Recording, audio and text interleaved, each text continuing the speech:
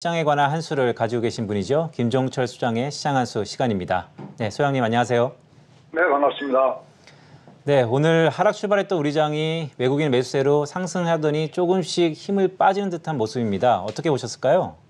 네, 우리가 이것을 전문적인 용어로는 변동성이다라고 얘기하는데 지금 이제 9월을 지나서 이제 다가오는 10월에 정말 이 변동성을 일으킬 변수가 굉장히 많습니다.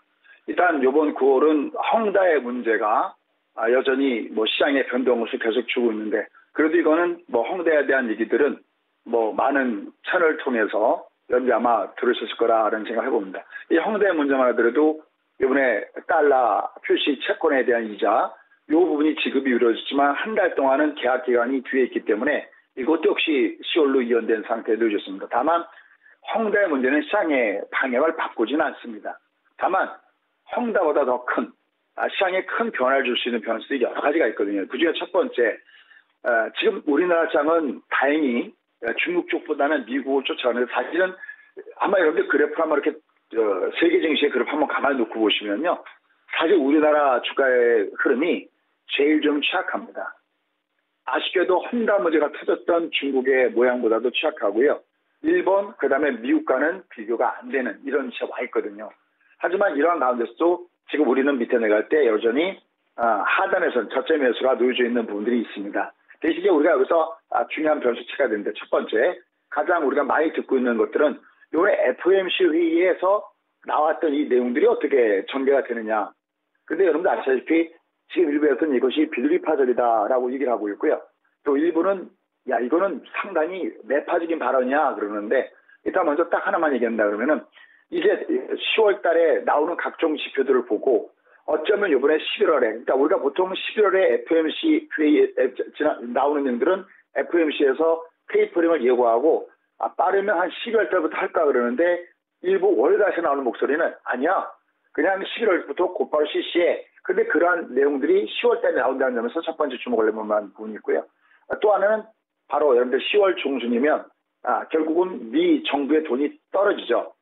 밑바닥을 보게 된다는 겁니다. 지금 요새 계속해서 나오는 것이 부채 한도 이런 확대 문제, 그다음에 이와 연결시켜서 미국의 지난 2011년도 8월 5일처럼 이것도 다시 만약에 좋지 않은 신용등급 하향 추종되면 어떻게 하냐는 문제도 여기 있습니다. 그런데 사실 저는 개인적으로 가장 중요하게 보는 것이 뭐냐면, 최근에 육시장이 빠졌던 가장 이유는 다른 것들은 다 핑계고요. 헝다 문제다 뭐다는 것은 마침 조정받을만 잘해서 조정받은 거고요. 가장 큰 문제는 결국은 3분기 실적입니다. 이제 어닝 시즌이 본격적으로 10월달에 돌아오는데, 이 어닝 시즌에서 실적이 좋게 나오면 말씀드렸던 대로 여전히 미국의 경기는 견조해 라는 거를 달고 주가가 움직이는데, 만약에 이것이 그렇게 안 됐을 때는 그때는 우리도 같이 충격을 받을 수 없다는 겁니다. 어쨌든 간에 가장 중요하게 봐야 되는 것은 최근에 10년 만기 미 국채 수익률도 위로 나가면서 테이퍼링이 드디어 시작되는구나 거고요.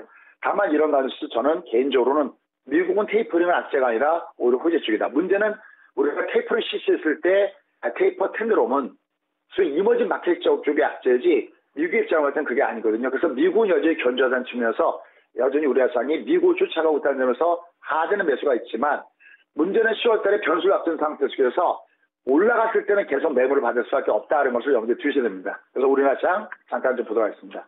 이 10월에 변수의 터널을 지나가고 있는 이 구간에서 이게 안심할 수 없다는 거죠. 지금 주가 흐름을 보면은 이 코스피의 문제는 뭐냐면, 오늘 상대적으로 강하지만 이게 이구간과 연결되어 있기 때문에 이 연결 구간에 들어갈 때마다 매물을 쏴야 되는 과정이 놓여져 있는 거고요. 얘는 관점은 저점의 지지여부가 100점이니까 꼭 체크하셔야 되고요.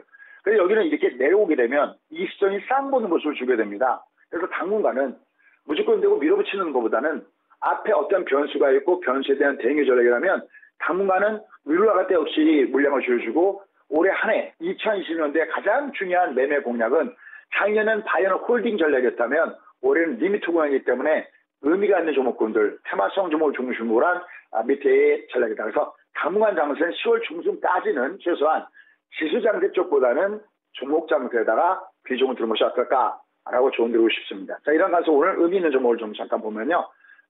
세 종목을 준비해봤는데요. SKC, 포스코케미칼, SK텔레콤. 자, SKC는 님이 요걸 아주 제일 많이 쓰는 기법 중에 하나죠.